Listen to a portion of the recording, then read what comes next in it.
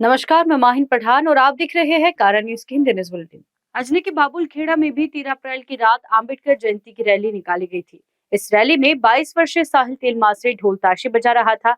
रात 1:30 बजे रैली साहिल के परिचित बंटी के घर के पास से गुजर रही थी। साहिल ने बंटी से पीने का पानी मांगा। बंटी ने घर से पानी लाकर दिया। उसके पानी पीने के दौरान रैली आगे निकल गई थी। इसी दौरान आंबा उर्फ वैभव शिंदे, प्रिंस जाम्बुलकर, बाबू उर्फ जोवियर लॉरेंस, महिन कन्ना, रौनक वैसवारे ने साहिल पर हमला कर दिया। बाबू लॉरेंस ने चाकू से वार करके गंभीर जख्मी कर दिया है। अजनी पुलिस ने हमले का मामला दर्ज कर आरोपियों को गिरफ्तार किया है।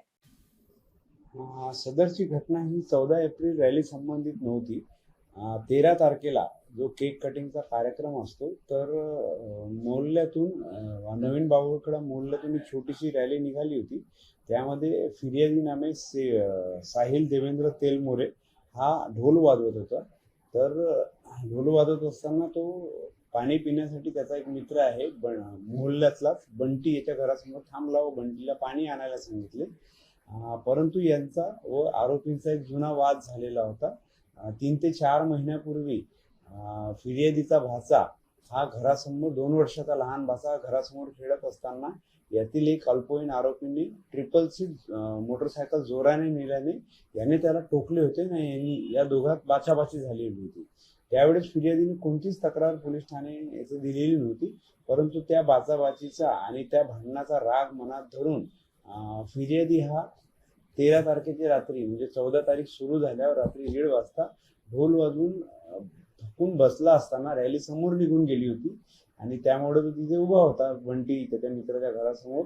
तर यातील आरोपी क्रमांक 1 आंबा उर्फ वैभव शिंदे, आरोपी क्रमांक 2 प्रिंस जांभूळकर व इतर 3 अल्पवयीन आरोपींनी त्याला एकटा उभा बघून जुन्या वादाच्या कारणावरून तिथे येऊन त्याला हातबुक्कीने मारहाण सुरू केली व त्यातील एका अल्पवयीन आरोपीने त्याच्या पाठीत सुरा खुपसला। आम्हाला ही माहिती मिळताच मेडिकलमध्ये सदर आरोपीला त्याचे मित्र आदी व इतर मित्र त्याला ऍडमिट करायला घेऊन गेले। आम्हाला ही माहिती मिळताच आम्ही तात्काळ वरिष्ठांना माहिती दिली व तात्काळ मेडिकलमध्ये पोहोचलो। तेव्हा डॉक्टरांनी असे सांगितले की सदर पीडित हा बोलण्याच्या स्थितीत नाही आहे। तरी सुद्धा आम्ही त्याच्याकडून आरोपींची नावं माहीत करून घेतली व इतर आरोपी यांना डिटेन करण्यात आले व त्यामध्ये अपक्रमांक 163/163/26 कलम 189 2 189 4 190 118(2) व 3(5) व महाराष्ट्र पोलीस कायदा 135 अन्वये गुन्हा नोंद करण्यात आलेला आहे।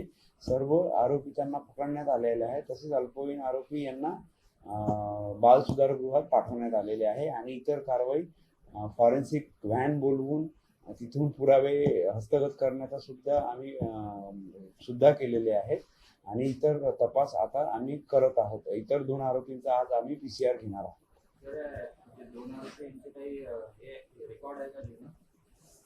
नाही, सध्या 2 आरोपींचं काही रेकॉर्ड नाही आहे।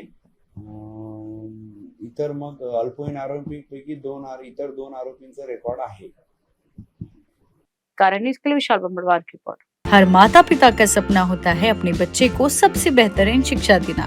एक ऐसी जगह जहां सीखने के साथ साथ बच्चे बनते हैं आत्मविश्वासी और संस्कारी। नागसन एजुकेशन सोसाइटी द्वारा संचालित लिटिल स्कॉलर्स पब्लिक स्कूल और little Buddha international pre school आधुनिक सुविधाओं से युक्त एक उत्कृष्ट शिक्षण संस्थान, जहां हर बच्चे के टैलेंट को मिलता है सही मंच और हर दिन बनता है एक नई सीख। अनुभवी शिक्षकों का मार्गदर्शन और सर्वांगीण विकास की पूरी गारंटी। नर्सरी से लेकर 10वीं कक्षा तक एडमिशन शुरू। तो आज ही विजिट करें और अपने बच्चे के भविष्य को दे सही दिशा। Little scholar public school, little Buddha international preschool. इनका एड्रेस है बेजनबाग, कामठी रोड, नागपुर। अधिक जानकारी के लिए संपर्क करें 9511606488 पर, जहां शिक्षा के साथ बनता है उज्जवल भविष्य।